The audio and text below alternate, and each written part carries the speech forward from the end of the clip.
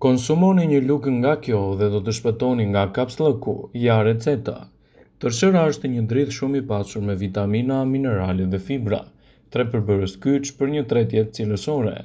Përpos këtyre vlerave, tërshëra është e mrekullueshme për pastrimin e mërqisë dhe sistemit tretës dhe ka një vlerë qetësuese për organizmin tuaj në qetësinë e tij. Tërshëra është një produkt që mund të rekomandohet në kombinim me kanellën. Para se të fillojmë, bëni një like videos dhe ju lutem klikoni subscribe, do të na ndihmonit shumë. Për të lehtësuar problemet tuaja të tretjes dhe për të siguruar gjithashtu një tretje më cilësore. Ekspertët thonë se një recetë natyrale në kombinimin e kanellës me tërshër mund të jetë një ndihmë vendimtare për aparatin tuaj tretës, duke lehtësuar kështu edhe vështirësinë e konstipacionit. Për përgatitjen e kësaj recete për tretje nevojitet 6 filxhan kafeje ujë, një lugë çaj kanellë pluhur, një filxhan kafeje me tërshër. Pasi siguroni të gjithë përbërësit e nevojshëm, filloni gjithashtu me përgatitjen e kësaj recete. Përpara se të bini për të fjetur, vendoseni tërshërën në një tas me ujë, edhe e mbani në të për të paktën 7 orë. Në mëngjes skullojeni dhe shplani atë me ujë. Shpëlarja ka si qëllim eliminimin e antiushqyesve dhe enzimave që çlirohen në ujë. Më pas tërshërën e hidhni në një mikser, shtoni ujin dhe kanellën. I përzieni mirë dhe lëngun e trashë mund ta konsumoni. Kjo recetë mund të kombinohet të paktën një herë në javë në dietën tuaj dhe do t'jap gjithashtu përfitime të duhura në lehtësimin e problemeve të konstipacionit dhe përmirësimin më të mirë të sistemit tuaj tretës. Vlerat e tërshërës për tretjen janë shumë të larmishme, duke vënë kështu në lëvizshmëri zorët. Fibrat e tërshëra janë të patretshme. Kjo fibër është si një fshesë e cila pastron të gjithë sistemin tretës dhe zorët i vendos më pas në lëvizje. Lëvizshmëria e rregullt e zorëve ndihmon gjithashtu në eliminimin e toksinave nga organizmi. Nga ana tjetër, vitamina dhe minerale që ofron tërshëra përthithen mjaft mirë nga sistemi juaj tretës. Një përthithje e tillë vlerave pengon rritjen e bakterieve të dëmshme, gjë që zvogëlon gjithashtu edhe problemet e konstipacionit. Kanella është e para në listën e 26 erëzave të pasur me antioksidant.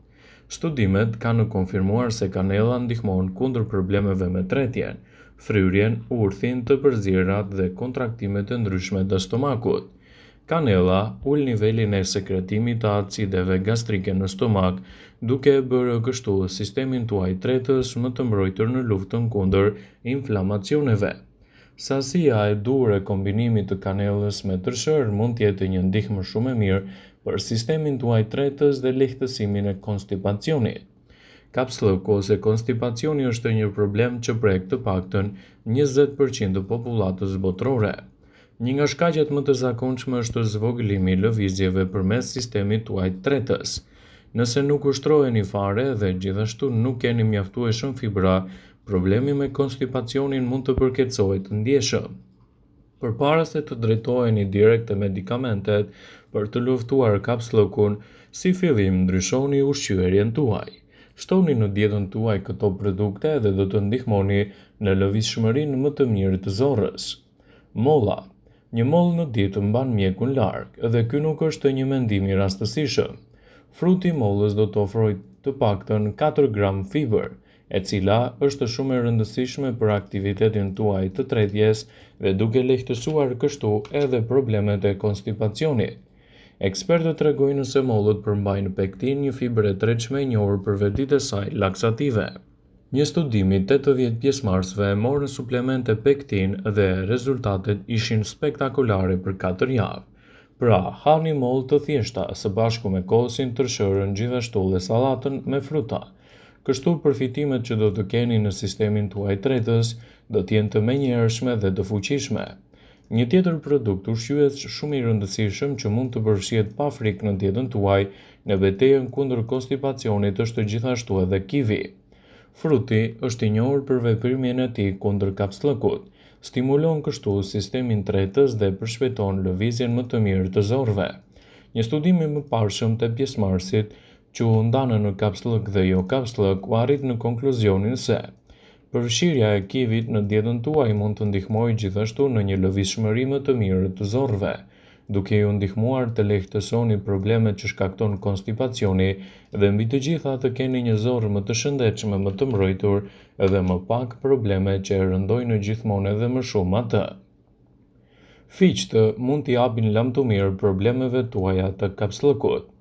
Fiqtë e thatë në veçantë ju japin nivele shumë të mira të fibrave.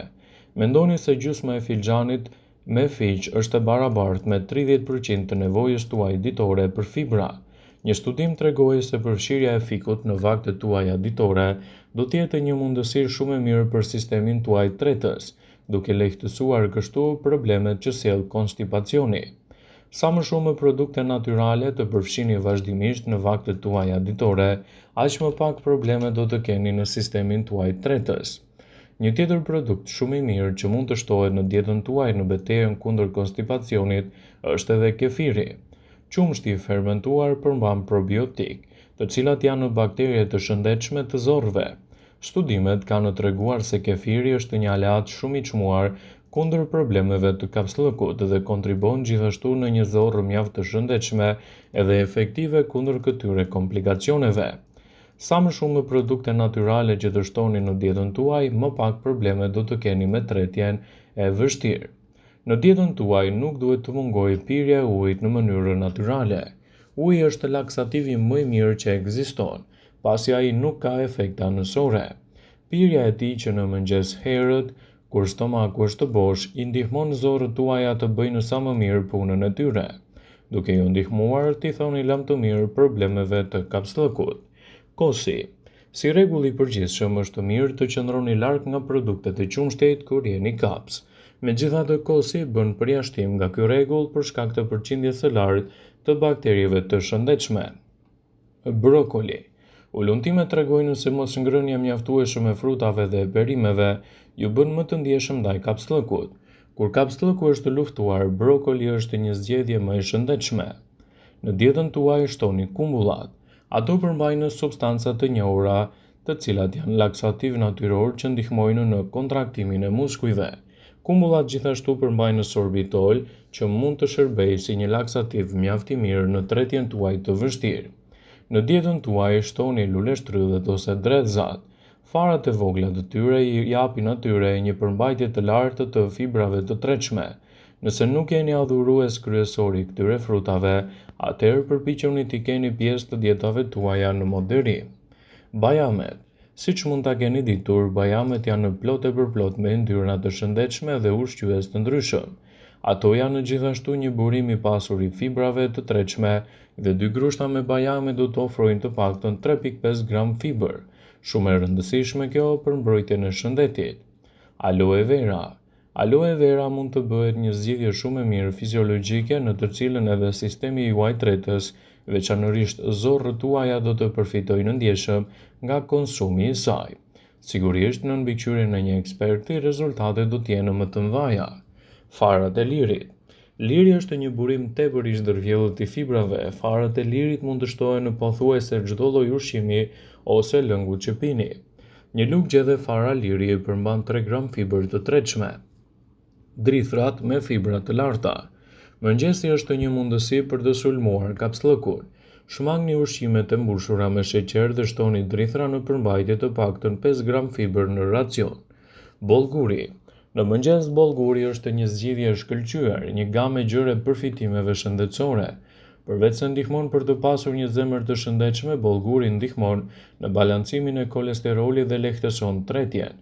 Një filxhan kafe bollgur përmban 3 gram fibër të tretshme. Buka integrale. Buka integrale është e ulët në yndyrë dhe e lartë në fibra dietike dhe karbohidrate komplekse. Atributet ushqyese mund të ndihmojnë në lehtësimin e kapsllëkut. Feta mesatare përmban mesatarisht 2 fishin e sasive të fibrave ushqyese, krahasuar edhe me fibrat e bardha. Nëse vuani nga kapsllëku për një kohë të gjatë, adresojeni shqetësimin tuaj tek mjeku përkatës për të evituar gjithashtu edhe ndërlikimet e tjera shëndetësore që mund të jenë gjithashtu edhe shkaktues të saj. Vëmendje. Ju bëjmë dije se informacionet në këtë video kanë për qëllim që të plotësojnë, të mos e zhvendësojë në këshillat e mjekut tuaj ose ato të ofruesit të kujdesit tuaj shëndetësor, dhe nuk kanë për qëllim që të mbulojnë në të gjitha përdorimet e mundshme masat paraprake, ndërveprimet ose dhe efektet e tyre negative për shëndetin tuaj. Pasi ta dëgjonit këtë video, do ju ftoja t'i bënit like dhe ta shpërndanit atë në profilin tuaj në mënyrë që të informohen edhe miqtë e tu.